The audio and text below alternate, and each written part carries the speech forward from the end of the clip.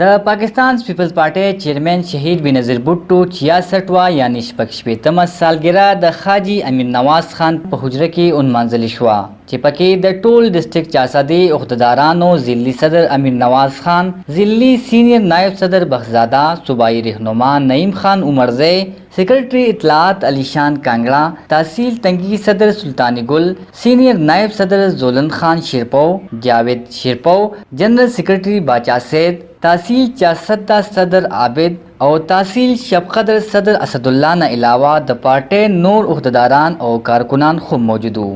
په دغه موقع د یوې دستوري تابعه خو وکړل شوه او د پاکستان پیپلز پارټۍ عہدیدارانو د شهید بېنظیر بھټو په تیر شوي جون او د پارټۍ په کارکردګۍ رڼا واچوله او وی ویل دا نن پروګرام چې کوم دی دا بی شهیدي د سالګرې په مناسبت سره دی.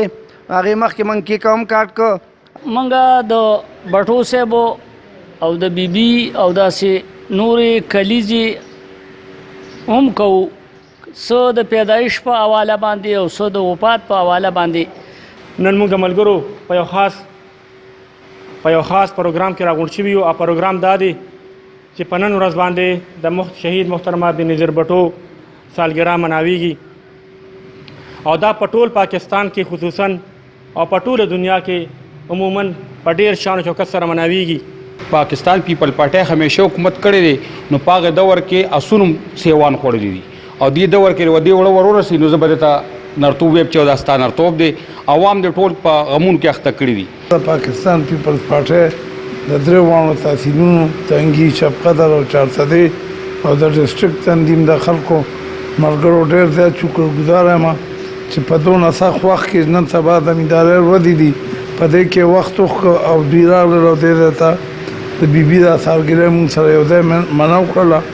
خدای ته ټولو ته ښه وکړي.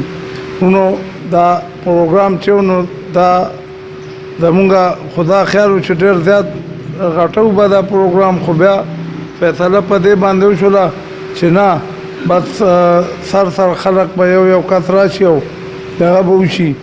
نو هغه تا ته ولیدل ښه ډېر ګڼ خلک دي.